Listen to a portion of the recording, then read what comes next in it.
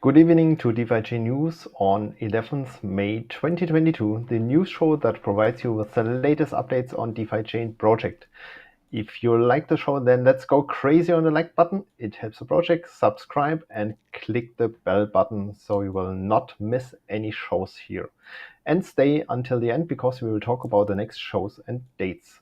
But before we start with the headlines, I would like to welcome my co-moderator and expert of DeFiChain, Lord Mark, back at home. Welcome back.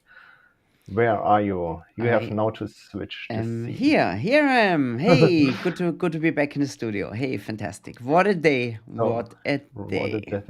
How are you?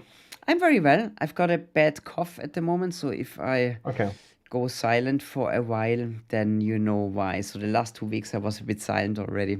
I think people commented on that. Cool. Hey, DC. Crazy markets out there. Oh, yes. We have a lot of topics, less than planned actually. Let us know, what are the headlines tonight? Right. So yesterday we thought, okay, just a few topics, nothing happened, and now it's completely changed. First topic, we will talk about the new all-time high of DFI measured in Bitcoin. Yes, there was one. We have an update of the current CFP and DFIP voting round.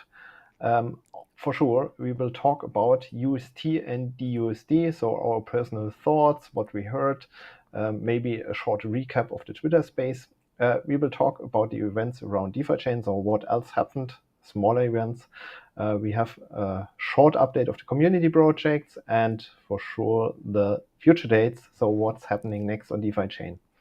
And then let's jump into with this maybe today strange title of the show, new all-time high for DFI in Bitcoin. Yeah. Is it wrong? No, it's right. So we said we are a weekly show, not a daily show. So in some way that's still, of course, alive. So the last all-time high on Bitcoin was on the 6th of December 2021. So that's actually, a couple of months ago, where we hit 11,600 Satoshi. On the 8th of May, so this was actually 4 days ago, we hit 12,000 Satoshis per DFI.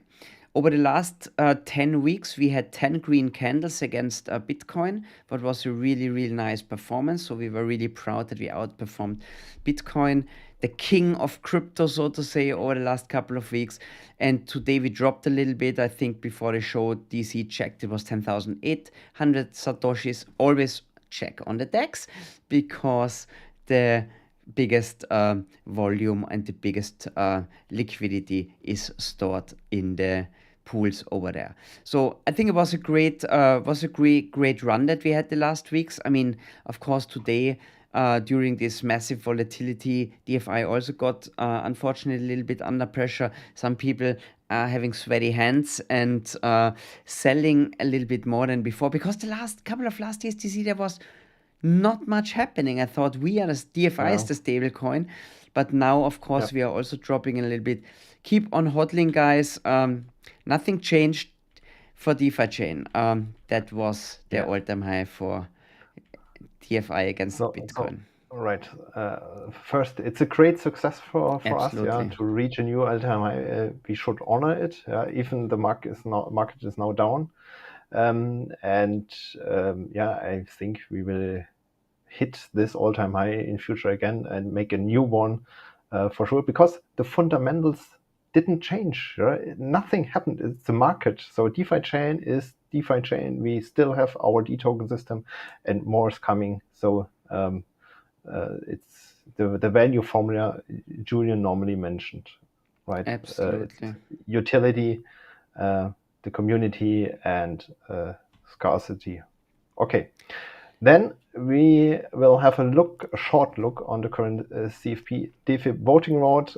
Maybe you have not heard about it, but we started. So what is happening? Okay, it's actually really worth mentioning. So the latest DFIP, also DeFiChain improvement proposals and community fund proposals started on Monday. The voting is gonna last until 16th of May, so everybody who owns a masternode can cast a vote. I think on DFX also everybody is eligible for voting. So check that out wherever you stake your DFI, if you can vote there, and what's the procedure for that. There's a bunch of DFIPs and bunch of CFPs, and they are kind of mixed up now because Balthasar was withdrawing for now his Congo proposal. I think a lot of people read about this. And there's a very good video, by the way, check it out on his channel. It's unfortunately in German, but for the German speaking people who watch the English news show, there's good explanation out there. There's also a new DFIP that came in today because of the volatility and the dUSD story that we talk a little bit later. Check that out from Usein, related to the ticker council that came in today, and that was included. Even the deadline for handing in of a proposal was actually last week, but it's an emergency proposal, so kind of it got squeezed in, so it's in that voting round. We've seen there are more or less no votes at the moment. I think most people are holding back casting their votes, but yeah, masternodes, if you're out there, please do us a favor and vote on the proposals. Read them carefully because some are also a little bit going in a different direction, burning fees, the other one's not burning fees. So really pay attention, what's the overall concept, and yeah, cast your votes, please. Cool. Then I think we jump to the topic a lot of people are waiting for, UST versus dUSD. So yesterday we thought maybe it's not worth to mention, but situation changed again, and we had a great Twitter space.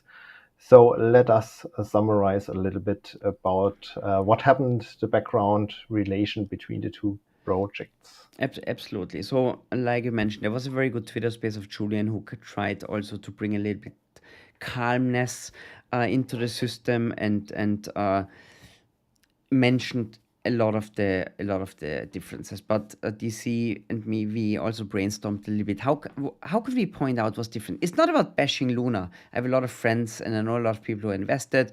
I don't want to say that's a bad project, but there are certain differences. So what happened on the Terra Luna UST side? So UST is the stablecoin of Terra Luna system. So there was a lot of selling on USD. There are certain rumors out there. We don't want to go into rumors. Fact is, USD was sold. That means USD lost a little bit the peg and got a little bit under the dollar value.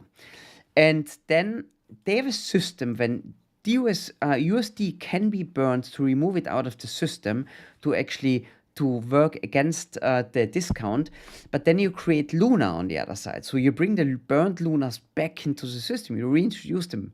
And the problem with that was then people in the next step sold their Lunas. So it was short-lived kind of impulse upwards, and then the Luna were sold and pushed Luna down. So both started dropping again. And then there was a point when UST overtook Luna, and Luna is actually backing the stable coin. So how can the stable coin then be worth more than the asset that backs it? That was also kind of worse, and that it accelerated the death spiral downwards, right? So, worth regarding market cap, Yeah. No, not the absolute value, the market cap. So market cap of UST was higher than the Luna. Exactly. So that was kind of concerning, right? And then a lot of people started, of course, thinking, holy shit, what's going on there? And Terra Luna was a couple of days on $30 and it dropped to 70 cents, right? So there was a massive, massive sell-off. And what happens in massive sell-off? All these systems get really, really stress tested, right? So next step. So what happened then on the dUSD side? What happened with our stablecoin? So over the couple of last days, we saw a slight discount around 5% on our stablecoin, right? Of course, people asked questions. So why is it like this, right? So if the prices go down, the big pool where dUSD and DFI is inside cannot follow price-wise so quickly. So that means there is a slightly premium on the dUSD side introduced, right? So the other stablecoin pools, USDC and USDT, they are easier arbitraged in some way. They are smaller and they act much faster than the big pool. So this was not really a concerning fact because this just get leveled out over time if the market kind of stabilized. But there was this constant pressure. And what happened then? So we had this big pool that slowed everything down. DFI price was dropping. And then on the other side, we also had people now kind of, oh, USD is tanking. Maybe there's a problem with dUSD as well. So maybe I want to get rid of my dUSD. They were selling dUSD. And so we came into a stronger discount DC, right? Yeah. Did I explain it the right way? You're right. That was today. So till yesterday evening, I just saw this lagging following in the downtrend. So if the Bitcoin price crashes, the big BTC DFI pool is remaining where it is. The smaller USDT, USDC pool are arbitraged, and the big dUSD pool cannot follow. And we saw this smaller discount. But today we saw also this kind of panic selling like UST. Before Julian made the Twitter space, and there he explained a little bit the differences. Absolutely. Okay. So now the big question is dUSD and USD the same? No, it's not. So there are certain differences in our system compared to Terra Luna. So first of all, we are not minting DFI to burn dUSD. So we are not reversing the process. On the one side, we are very happy to burn DFI. And now we are not going to step back and say, okay, now it would be nice to have the DFI again, because it would put the system in a different way under pressure. So that's actually, there's not so much price impact on that side, like we see on the Terra Luna system. With the D token and D token liquidity mining, we have a really strong reason to buy and to hold dUSD. So we have a far stronger utility in our system. And that actually is a big incentive to hold dUSD. So that stabilizes the whole thing as well. Because if a lot of people leave the system, the APRs on the other side shoot up. So that would attract new people to come in. And then we have another system. We have a tax fee, and this tax fee reduces dUSDs out of the system. So there are people questioning, why is the tax fee, so the swap fee, the trading fee, a little bit higher? But in some way, this has a very positive incentive because it reduces dUSD out of the system, right? It cleans the house over time, and if you have a longer time horizon. But the big problem with this is that it's a very kind of slow motion, like a constant burning. And if you have this crazy volatility where everything drops like a stone, the burn fee cannot save our ass in that situation. This needs time, right? So removing that is maybe something what we should really think about, if that's a good idea. And then the next thing that we have is our dUSD, you can put in the vault. So if you have a vault out there, if you're in the DeFiChain system and you work with vaults, you can put it in there, and this has always a value of 99 cents. So let's say this thing would drop to wherever. Yeah, I don't want to mention any numbers. You put it in a vault, it's always conserved at 99 cents. Now you can say, okay, it's only worth 99 cents in there, but you can mint D token and work with the D token, and when everything stabilizes. And another thing, a very smart play that you mentioned before, what you guys can always do, if you get dUSD for a discount, you buy it with your stablecoin, put it in the vault, make money on that trade, right? And then it stabilizes and you reverse it. So maybe, I don't know, DC, you want to mention something? Did I forget something? No. I think that's the main points. Regarding the other use or stablecoin USDC, I had some in my wallet because I thought about such a scenario. And now I used the USDC in my wallet, swapping to DUSD with a profit of 5 or 6%. So I didn't get the big discount, just a more or less normal one currently. Get more DUSD, put it back, and stabilized more my wallet. Now I will wait until the complete situation is coming down, is stabilized, and then I switch back the DUSD to USDC for the next run. So that's also an opportunity to get more stable coins in your wallet, just using this kind of arbitrage opportunity. And I just saw one thing you didn't mention, the additional DFIP from USIN. We have this tax fee for removing dUSD from our system, and USIN set up a new DFIP, an emergency DFIP, that this rate can be adjusted by the ticket council on a shorter time frame, so that the effect is a little bit higher. Right. Because if on these things has to be voted through the masternodes every time we lose time, and sometimes in high volatility we have to kind of maybe change things a little bit faster. Cool. Yeah, that's the story about. I hope this was a bit helpful for everybody who's watching. There are slight differences, but they can have big impact. And I don't want to again tell Luna's not a bad project, but it has its different play, right? And we just try to do it a little bit different here. Cool. Then next point, our events around DeFiChain, so smaller events, what happened the last week, not only yesterday. Yeah, okay. So we improved on the CoinGecko ranking quite nicely. I think we made it up to place 46. This was due to a smaller sell-off. So DFI was holding strong. I think now we are down to 48, what we checked. Yeah, so okay. It was also up to 44, so volatile markets. But even that. Okay, cool. Yeah. So. Yeah, but related to last week, we climbed up in the ranking. Yeah. So quite nicely. So we are now kind of solid at the moment in the top 50s. Let's see if we can stay there. Market is tricky. Justin Sun from Tron tweeted a list of all the cryptos, how they were keeping up or how they were actually impacted by the massive sell-offs on the market, and we were ranked place number 3. So we were actually one of the least impacted coins, at least at the time of the tweet. That might have changed a little bit. So that was good to see that we also showed up. Justin Sun has a big following. So I'm sure a lot of people caught DeFiChain on there. So we were really strong over the last 7 days, even compared to the other big names. So there were a lot of big names around us. They were actually going a little bit faster. So that's nice to see if you invested in DFI, right? I don't laugh about other projects, but it's of course nice to see where we're holding up strong. I think that's what the community is responsible for. And then we saw addresses holding DFI reached a number of 70,000. That was a new all-time high, right? Yeah. For the addresses. New okay. mark, yeah. And the DeFiChain Twitter account reached 50,000 followers. So thanks everybody for following. And who doesn't follow yet, hey, please like the DeFiChain Twitter account. It's growing really, really nicely, and it's a good sign.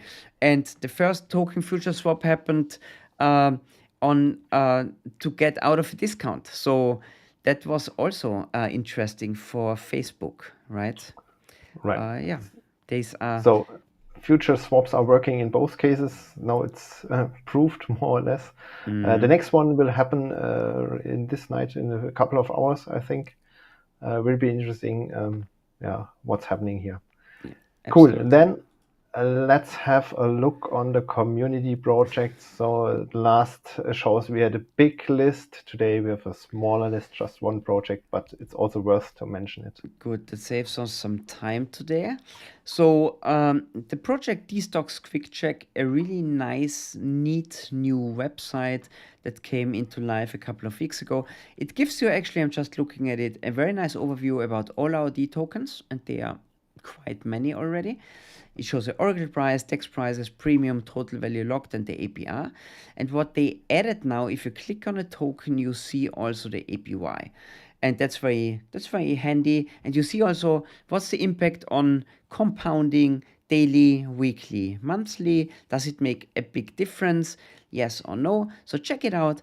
I don't want to tell you the secret behind that. That's really nice. It's really nicely done, and they plan a lot of new stuff. We spoke about that last week already. It also works very good on your mobile phone. It's really optimized for smaller screens as well. So thanks a lot for all this work on this project.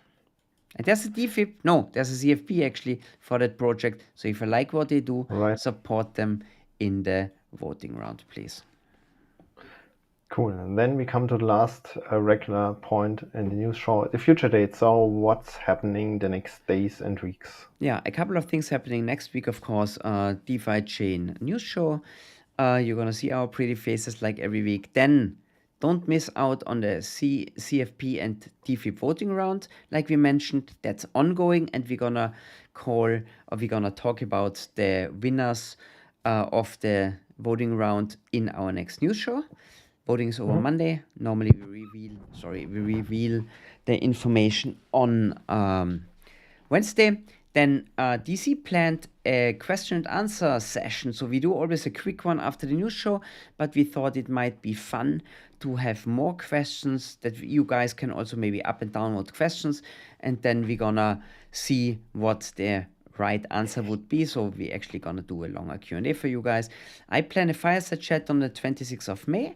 The new guest is not 100% sure yet. So hopefully next week I'm gonna tell you who this is. And yeah, a Twitter storm is planned on the 15th of May. So whoever out there wanna help and participate in the Twitter storm, it's stormy out there already, but we wanna make more noise on Twitter. So help all together. Please support the team behind DeFiChain Epic is heavily involved there. Help out, plan your tweets, maybe schedule stuff that we can really create some noise and can stick out of the noise out there that is happening. I think it's gonna be a hard one because if crypto Twitter is full with all volatility and fear messages and all kind of, it's gonna be difficult. But yeah, we're gonna do that. So, and then we've got blockchain updates. So no, this was from last week's event.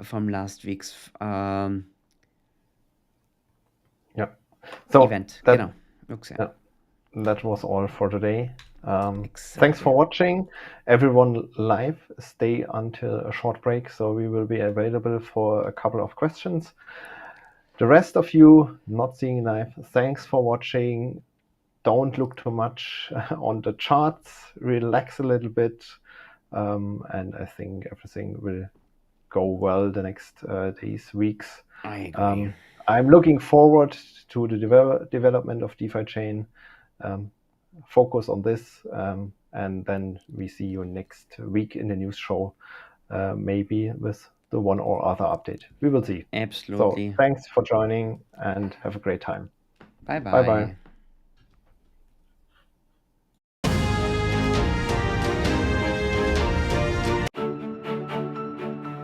No. Tia, see, we had this last week as well. So here we are again. Cool. That went smooth. No. So DC, let's have a look. How about that Luna? Okay. In general, we talked about it. Yeah. Not in general. It's another big. I think it was a very hyped project over the last bull market. Together with Solana, they took a lot of the spotlight out there, and yeah, they have a little bit trouble at the moment with their project. So that's maybe all. The internet is full of that. So just Google Luna. You cannot avoid actually finding a lot of things there. But yeah, I hope we pointed out a couple of good differences. So let's go back here. Marco Hare asked DC, what could be the reason that DFI lost 10% against BTC? I get it when DFI goes down with BTC, but I got nervous when it falls more than BTC. Okay. Sorry, that has nothing to do with your question. I've got a bad cough. It's a very good question, DC. Give us your insight on that. For me, it's a more or less normal reaction of the market. If everything is going down, normally altcoins are performing worse than Bitcoin, so they are losing more than Bitcoin. And for this, the 10%, I think it's a more or less good performance because more coins performed even worse. So it's in general, the people are feeling nervous, want to get out, want to get safe haven, Bitcoin, stable coins. I think that's the main reason. There is no fundamental change to sell DFI. So I sold Absolutely. no coins because price is too low for selling it. But yeah, it's the normal behavior, and we saw it before also on DeFiChain. That's sometimes going down a little bit and then up. I would not get nervous with the 10%. Yeah. So I think the most important thing, we are still an altcoin, an alternative coin, right? So we are not Bitcoin. Even we are very connected to Bitcoin, but if we could not underperform Bitcoin, we could also not outperform Bitcoin. So it can go both ways. Of course, it's nicer if we improve in price against Bitcoin, but there's nothing to worry about, right? So maybe do the following exercise, look at another coin, look at, I don't know, what do you say, the Monero or Nexo, whatever is on the list, and have and see how the price performs against Bitcoin. Then you will also see that fluctuates, right? Good, very good questions. Thanks, Marco, for answering. Then somebody says panic sellers. Yeah. It's hard, right? If markets are tanking, I think people who are longer in the market understand that these are phases, right? And things stabilize after time. Even the markets are tanking now again a little bit, right? Keep your cool. You only lose when you sell, right? And if you believe in a project, and it's not that DeFi chain is tanking and everything is up there, everything is going down at the moment. Doesn't mean that the whole crypto universe dies, right? But people are panicking, and sometimes it's good that markets kind of collapse a lot of liquidations and then it stabilizes and then it can shoot up. We need this. This is a cleansing. That sounds stupid, but it is unfortunately part of the game here. So what do we see here? Just look at RSI on BTC DFI price, completely overbought on the daily. Okay, there's somebody who understands Trading analysis, but it's sorry. For me, I am not familiar with the techniques, and it looks more or less like voodoo. I don't know. Yeah, I know a lot of people look at RSI, so I'm not a trader. So I think, of course, I saw a lot of people saying why Bitcoin should actually go up now because it's completely oversold. If we are overbought against Bitcoin, of course, it could be a good reason. But I'm not a trader. But a very good input. Thanks, George, for mentioning So that. you missed one question Yeah. before. Sorry. Okay. See you. Okay. Here. No. This one from Yeah. Galen. When can we expect this change in DSD loan fee? Yeah, so maybe some explanations here again. I made a tweet about, okay, we should raise the interest fee to create some buy pressures for dUSD in the morning. Currently, it's not implemented, and we should think about if it's needed because it calm down a little bit the discount. So why we mentioned this, or why this idea? It's the only way for fast reaction to create a kind of buy pressure. Yeah? If people are feeling I'm losing money because of the interest rate, they will buy dUSD. Honestly speaking, the effect is not so big if it's just a couple of days, even a week or two. If you see it on a yearly time frame, the 50% is not really worth mentioning it. And you said it in German a news show that better we have a stable system and get less rewards. Yeah, if you're on the DFI DUSD pool, the APR rate is even higher than the 50%. So you're getting less rewards because you have to pay more interest rate and stabilize the system. And then we go back to normal. So that was the idea. I have no thoughts or current plans to implement it now. I think we should check tomorrow with Yusen and Julian and inform the community. Yeah, the Ticker Council are more people, right? So these people are gonna talk. Everybody's heavily invested. I think you said a very good point, right? If the API is still 83% on the pool and you would pay 50% interest rate, you would still make rewards. And that's a short-lived thing. We don't do this like for a year. This is just to stabilize the system. So no worries. Yeah, it's not that you have to pay the 50% interest for the whole year now, right? So you pay on a daily basis or on a block basis. So people might not even feel that, but it gives a little bit. Yeah, good. So what else? Some other stuff came in here. Yep. Hey, Jackie Delshim is here again. He likes your shirt. Maybe you should put that in the store. This is the DeFiChain that's the sweatshirt. original anyway, right? That's the original one. original. Okay. So that's in the shop, right? Yeah. Go on the DeFiChain store. It's there. Then I didn't sell, but I was in panic. I loved that comment. I fully understand you, but I think it's a wise move not to sell, especially not at these levels now, right? Of course, it can get lower, but whenever I sold in the last bear market, I always sold at the worst possible time. So I think if you're in that stage already, you're smarter than me.